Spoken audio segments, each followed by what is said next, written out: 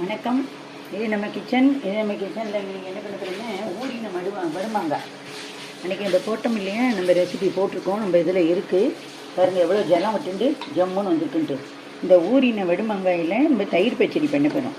இப்போ இதுலேருந்து நமக்கு தேவையான அளவு எடுத்துக்கலாம். நிறைய வேணுங்கிற அவசியம் கிடையாது. நான் இதுலேருந்து ஒரு 10 வடு எடுத்துக்கிறேன்.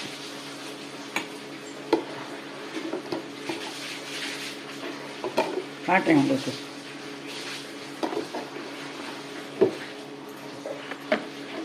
அதை பார்த்தீங்கன்னா எவ்வளவு ஜலம் விட்டுருக்குன்னு, மாவடு ஜலம் எவ்வளோ விட்டுருக்கு பாருங்க.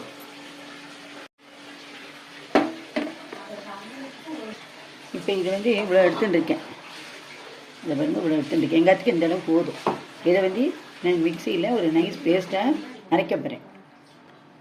இப்போது நான் வேறு அரைச்சிட்டுருக்கேன். நான் ஜலம்லாம் ஊற்றிக்கல, வெறும் ஊறின வெடுமாங்காய் தான் எடுத்துட்டேன்.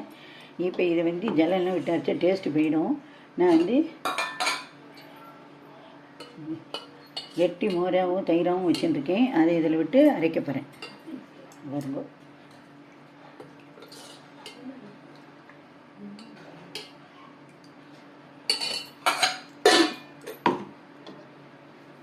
இதெல்லாம் 5 நாள் ரெசிபி. இப்போ இதை அரைச்சிட்டு உங்களுக்கு காட்டுறேன். இப்போ நம்ம நல்லா அரைச்சிட்டோம். எப்படி வந்துட்டு காட்டலாம். இது வருங்க, நல்லா ஜம்முன்னு இருக்கும். மிக்ஸி இறம்பி ஜலத்தை அதில் விடணுங்கிறது இல்லை. நீங்கள் வேணுங்கிறவா அப்படியே குடிக்கவும் குடிச்சுடலாம், இல்லை மோரை விட்டு கலக்கி கூட இது பண்ணிக்கலாம். உங்கள் சௌரியம்தான்.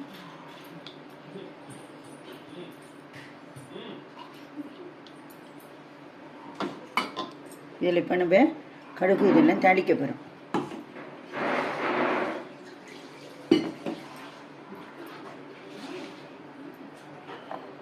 என்ன அரைச்சி எடுத்துட்டாச்சு. இப்போ இதில் நான் கடுகு தாளித்து உங்களுக்கு காட்டுறேன். இப்போ இந்த கரண்டியில் நல்லெண்ணெய் விட்டுட்டு கடுகு தாளிக்க போகிறேன்.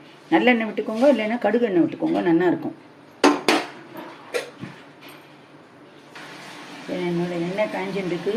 வெடுமாங்காய் தாளிக்கிறதுக்காக கடுகு போடுறேன். ஆப்ஷன் தான், நான் வெறும் கடுகு தான் தாளிக்க போகிறேன். ஆக்சுவலாக கடுகு தாளிக்கலாம். 2 உளுத்தம்பருப்பு, ஒரே ஒரு மிளகாய் வத்தல், கொஞ்சம் பேர் பெருங்காயம், ஒரு கொத்து கருவேப்பிலை, இதெல்லாம் தாளித்து இதில் போட்டுடலாம். கடுகு வெடிக்கட்டும்.